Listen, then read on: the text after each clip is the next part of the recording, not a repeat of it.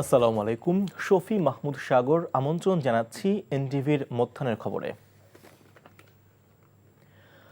আইনজীবী সমিতির সদস্য সাইফুল ইসলাম আলিফ হত্যার প্রতিবাদে চট্টগ্রাম আদালতে দ্বিতীয় দিনের মতো কর্মবিরতি পালন করছে আইনজীবী সমিতি। বুধবার সকাল থেকে এ কর্মবিরতি পালন করছেন আইনজীবীরা। বৃহস্পতিবার সকাল থেকে কর্মসূচির সমর্থনে আদালত এলাকায় সমাবেশ করেছে জাতীয়তাবাদী আইনজীবী ফোরাম সহ বিভিন্ন সংগঠন। সমাবেশে বক্তারা অবিলম্বে আইনজীবী সাইফুল ইসলামকে হত্যার ঘটনায় জড়িতদের দৃষ্টান্তমূলক শাস্তির দাবি জানান। কর্মবিরতির কারণে চট্টগ্রাম আদালতের সব কার্যক্রম বন্ধ রয়েছে। কোনো মামলার শুনানি হচ্ছে না।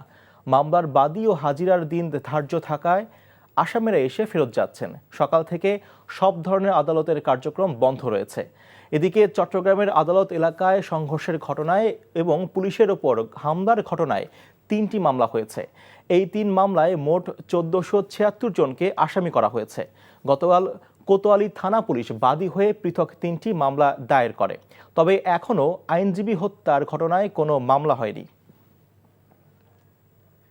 ইসকনের দোষরেরা তাদেরকে যারা ইন্ধন দিচ্ছে তাদের পিছনে নিশ্চয়ই এখানে এই যে পরাজিত শক্তি, এই যে পেশিস হাসিনের শক্তিরা এখানে কাজ করতেছে। আমরা চাই কোন আইনজীবী এই চিন্নাইয়ের এই সন্ত্রাসীর পক্ষে কোনো ওকালতি করতে পারবে না।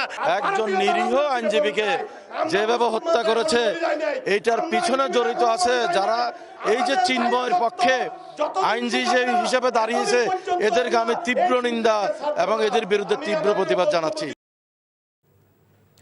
এবার যাচ্ছি চট্টগ্রামে। কোর্ট বর্জনের খবর জানাচ্ছেন আমাদের সিনিয়র করেসপন্ডেন্ট আরিজ আহমেদ। আরিজ, সকালে তো আপনি কোর্ট কর্মসূচি যে বর্জনের কর্মসূচি ছিল সেগুলো খবর জানিয়েছেন। এরপরে নতুন কিছুই ঘটেছে, আর নগরের সার্বিক নিরাপত্তা অবস্থা কেমন দেখছেন?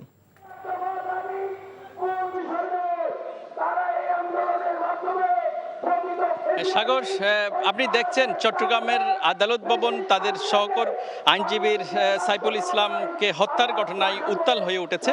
এখানে একদিকে যেমন 2 দিন ধরে কর্মবিরতি পালন করছেন আইনজীবীরা এবং একইভাবে তারা বিভিন্ন সভা সমাবেশ করছেন। এই মুহূর্তে চট্টগ্রাম জেলা প্রশাসকের সামনে সমাবেশ করছে অ্যালামনাই অ্যাসোসিয়েশন। বিভিন্ন বিশ্ববিদ্যালয়ের শিক্ষার্থীরা এখানে জড়ো হয়েছেন। এর পাশাপাশি নিচে আদালত ভবনের আরেকটি আদালত ভবনের নিচে জাতীয়তাবাদী আইনজীবী ফোরামও একই রকম কর্মসূচি পালন করছে। এখানে সকাল থেকে আমরা যেটা দেখেছি, চট্টগ্রাম আদালতের যে বিভাগীয় বিচার ট্রাইব্যুনাল আছে, জেলা ট্রাইব্যুনাল, দায়রা জজ এবং মহানগর দায়রা জজের প্রায় 74টি আদালতে কোনো ধরনের শুনানি হয়নি। এছাড়া এই হাজার হাজার মামলার যে আসামি এবং বাদী পক্ষের যেই সব আছে সংশ্লিষ্টরা আছেন তারা আদালত থেকে এসে ঘুরে যাচ্ছেন।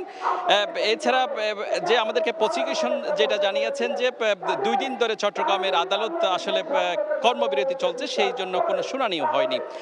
তো এইখানে যে আইনজীবীরা তারা সবাই ক্ষুব্ধ হয়ে উঠেছে। তারা জানিয়েছেন যে চিন্ময় দাসকে কারাগারে, তারা যে অভিযোগ করেছেন চিন্ময় দাসকে কারাগারে ডিভিশন দেওয়া হয়েছে এবং সে কী কারণে তাকে ডিভিশন দেওয়া হয়েছে এবং তা অবিলম্বে বাতিলের দাবি জানিয়েছে। এছাড়া আগামী 3 ডিসেম্বর যে পরবর্তী শুনানি আছে চিন্ময় দাসের মুক্তির বিষয়ে, সেই বিষয়ে যেন কোনো আইনজীবী যেন তার পক্ষে কাজ না করেন সেজন্য তারা আইনজীবীরা দাবি জানিয়েছেন এবং সেই কারণে এখন থেকে আইনজীবীদের ঐক্যবদ্ধ ভূমিকা এবং সন্ত্রাসী সংগঠন হিসেবে ইসকনকে দায়ী করে এবং অবিলম্বে নিষিদ্ধ করারও দাবি জানিয়েছেন। তারা জানিয়েছেন, বক্তারা যেটা বলছেন এবং আইনজীবী সমিতির নেতারা যেটা বলছেন, তারা উচ্চ আদালতে যাবেন প্রয়োজনে এই সংগঠনকে যেন নিষিদ্ধ করা হয় এবং সংশ্লিষ্ট সরকারের প্রতি ও দাবি জানিয়েছেন। এছাড়া আরেকটা বিষয় যে ওই দিন ঘটনার জন্য চট্টগ্রামের পুলিশ প্রশাসনকে দায়ী করা হয়েছে, কারণ আইনজীবীরা বলছেন যে নীরব ভূমিকার কারণে, পুলিশের নীরব ভূমিকার কারণে এত বড় একটা ঘটনা ঘটেছে এবং একজন আইনজীবীকে দিনে দুপুরে আসলে কুপিয়ে মারা হয়েছে। সেজন্য তারা প্রশাসনকে এবং পুলিশ প্রশাসনকে যেন দ্রুত যারা এই ঘটনার সাথে জড়িত তাদেরকে আইনের আওতায় এনে দৃষ্টান্তমূলক শাস্তিরও দাবি জানান। সাগর, এই ছিল চট্টগ্রামের সর্বশেষ। জানছিলাম চট্টগ্রাম থেকে আদালত বর্জনের খবর। বকেয়া বেতন সহ বিভিন্ন দাবিতে গাজীপুরের চন্দ্রাতে ঢাকা টাঙ্গাইল মহাসড়ক অবরোধ করেছে স্থানীয় মাহমুদ জিন্স কারখানার শ্রমিক ও কর্মকর্তারা। এতে দুর্ভোগে পড়েছে ওই মহাসড়ক ব্যবহারকারী যাত্রী ও চালকরা। সকাল 9টা থেকে বিক্ষুব্ধ শ্রমিক ও কর্মকর্তারা মহাসড়ক অবস্থান করে অবরোধ করে রাখে। শ্রমিক ও কারখানার কর্মকর্তারা জানান 1 মাসের বকেয়া বেতন এবং সার্ভিস বেনিফিটের দাবিতে বিক্ষুব্ধরা এই মহাসড়ক অবরোধে নেমেছেন। মহাসড়কে যান চলাচল বন্ধ থাকায় বিপাকে পড়েছেন ওই মহাসড়ক ব্যবহারকারী যাত্রী ও চালকরা। আইন শৃঙ্খলা রক্ষাকারী বাহিনীর সদস্যরা মালিকপক্ষ ও বিক্ষুব্ধ শ্রমিকদের সাথে কথা বলে মহাসড়কে যান চলাচল স্বাভাবিক করার চেষ্টা করছে বলে জানিয়েছে শিল্প পুলিশ। কক্সবাজারের মহেশখালীর মাতারবাড়ি তাপ বিদ্যুৎ কেন্দ্রের কয়লা সংকট কেটেছে। গতকাল ইন্দোনেশিয়া থেকে পানামার পতাকাবাহী একটি জাহাজ 70,000 টন কয়লা নিয়ে বিদ্যুৎ কেন্দ্রের জেটিতে ভিড়েছে। মাতারবাড়ি কোল পাওয়ার জেনারেশন কোম্পানির প্রধান প্রকৌশলী সাইফুর রহমান এ তথ্য নিশ্চিত করেছেন। তিনি জানান, বুধবার থেকেই জাহাজের কয়লা খালাসের কাজ শুরু হয়েছে। মেঘনা গ্রুপের আমদানি করা এটি প্রথম কয়লার চালান।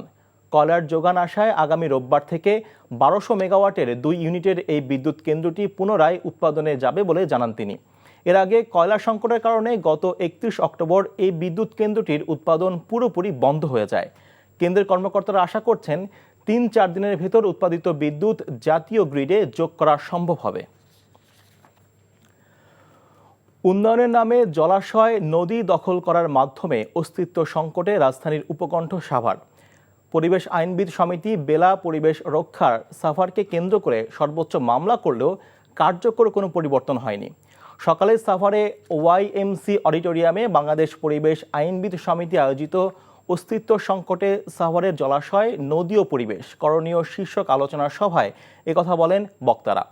পরিবেশ দূষণ ও বিপর্যয়ে ক্ষতিগ্রস্তরা ছাড়াও আলোচনা সভায় উপস্থিত রয়েছেন সাভার উপজেলা নির্বাহী কর্মকর্তা আবু বকর সরকার, বেলার ভারপ্রাপ্ত নির্বাহী পরিচালক তসলিমা ইসলাম, ফিল্ড কোঅর্ডিনেটর এম মামুন, নদী ও পরিবেশ রক্ষা কমিটির সাধারণ সম্পাদক শামসুল হক। নাটোরের লালপুরে ভেঙে গেছে ট্রেন লাইন। ভোরে রেল লাইনের গ্যাং টিম লাইন চেক করার সময় বিহারীপাড়া রেলগেট সংলগ্ন নর্থ বেঙ্গল সুগার মিল এলাকায় রেল লাইনটি ভাঙা দেখতে পেয়ে কর্তৃপক্ষকে জানায়। এ অবস্থায় সকাল 7:15টায় রাজশাহী থেকে ঈশ্বরদীগামী কমিউটার ট্রেন ধীরগতিতে ঝুঁকি নিয়ে ভাঙা স্থান পার হয়। খবর পেয়ে ঈশ্বরদী থেকে প্রকৌশল বিভাগের কর্মীরা লাইন মেরামতের জন্য ঘটনাস্থলে পৌঁছেছে বলে জানান গেটম্যান আব্দুল মালেক। ডাবল লাইন এলাকায় থাকায় ট্রেন চলাচল স্বাভাবিক রাখা হবে বলে জানান তিনি। কুড়িগ্রামের সোনাহাট স্থলবন্দরের আমদানি ও রপ্তানিকারক সমিতির কমিটি গঠন নিয়ে বিএনপির 2 গ্রুপ একই সময়ে সভা আহ্বান করায় 144 ধারা জারি করেছে প্রশাসন।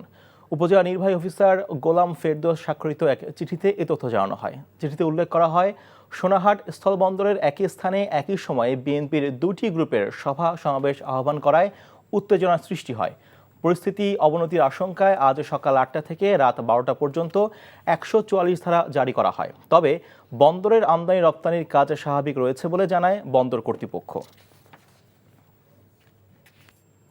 খেলার খবর ক্রিকেট। ঘরোয়া ক্রিকেটের স্বচ্ছতা বজায় রাখতে বিসিবির আরও কঠোর হওয়া উচিত বলে মনে করেন বাংলাদেশ দলের সাবেক অধিনায়ক শফিকুল হক হীরা। এছাড়াও পরিচালকের সদস্য কম হওয়ায় বিসিবি সভাপতির উপর চাপ বেড়েছে বলে মতামত তার। নিলয় মজুমদারের রিপোর্ট। সম্প্রতি তৃতীয় শ্রেণীর ক্রিকেটে মারামারি ঘটনায় তোলপাড় ওঠে ক্রিকেট অঙ্গনে। তেজগাঁও ক্রিকেট একাডেমি ও সাফিরা ক্লাবের ক্রিকেটাররা ম্যাচ শেষে মারামারিতে জড়ানোর পরেও শাস্তির সম্মুখীন না হয়ে উল্টো ম্যাচ খেলতে দেখা গেছে তাদের। এমন ন্যাক্কারজনক ঘটনা নিয়ে এনটিভির একটি প্রতিবেদন প্রচারিত হলে টনক নড়ে বিসিবির। এমন ঘটনার দায় কোনোভাবেই বিসিবি বর্তমান পরিষদ এড়াতে পারে না বলে অভিমত সাবেক অধিনায়ক শফিকুল হক হীরার। গন্ডগোল করছে, মারামারি করছে, এবং আমি যেটা জানি যে 1 ডাউন ব্যাটসম্যান 10 নম্বরের ব্যাটসম্যানকে পাঠিয়েছে 1 ডাউনে, 9 নম্বর ব্যাটসম্যানকে পাঠিয়েছে 2 ডাউনে। তো দিস ইজ মানে এটা তো হলো ম্যাচ ফিক্সিংয়ের মতো। অনেক তৃতীয় শ্রেণীর খেলায় একটা গন্ডগোল হয়েছে। আমি তো জানি না ডিসিপ্লিন কমিটিতে কে আছে, আদৌ ডিসিপ্লিন কমিটি আছে কি না, নাকি ফারুক, ফাহিম আর এখন যে 5-6 জন আছে এরা মিলে ডিসিশন নিছে। বিসিবির বর্তমান পরিচালনা পর্ষদের মধ্যে কার্যকরী ভূমিকায় দায়িত্ব পালন করাটাই চ্যালেঞ্জিং হয়ে গেছে বর্তমান পরিচালকদের। বোর্ড মিটিংয়ে টানা 3 সভায় অনুপস্থিত থাকায় পদ হারিয়েছেন সিংহভাগ পরিচালক। বিসিবি সভাপতি ফারুক আহমেদের উপর চাপ বেড়েছে বলে মতামত সাবেক অধিনায়কের। ফুল বোর্ড তো ফারুকের কাছে নাই, শুধু ফাহিমকে নতুন হিসাবে ইন্ডাক্ট করা হয়েছে, আর বোধহয় 7 জন আছে না 8 জন আছে। এর তো ফুল বোর্ড হয় না। তো কাজগুলি স্প্লিট করবে কেমনে, এক এক ডিপার্টমেন্ট করবে কেমনে, আরও ডিপার্টমেন্ট করবে কেমনে, নতুন ডিপার্টমেন্ট করবে, কে কোন ডিপার্টমেন্ট দেখবে, এখানে একটু প্রবলেম হয়তো পড়তে পারে। বাট আমি যা জানি যে Farooq is trying very hard. আসন্ন বিপিএলে অংশগ্রহণকারী দলগুলোর আর্থিক স্বচ্ছতা বজায় রাখতে কড়া নজরদারি করা উচিত বলে জানিয়েছেন বিসিবির এই councillor. Niloy Majumdar, NTV news, Dhaka. এ ছিল মধ্যাহ্নের খবরে। এই খবরের ভিডিও সহ আপডেট জানতে ভিজিট করুন এনটিভি অনলাইন www.ntvbd.com। এছাড়াও এনটিভির জনপ্রিয় সব অনুষ্ঠান ও খবরের আপডেট জানতে ভিজিট করুন আমাদের ইউটিউব ও ভেরিফাইড ফেসবুক পেজ। দুটায় দুপুরের খবর দেখার আমন্ত্রণ রইল। ধন্যবাদ সবাইকে।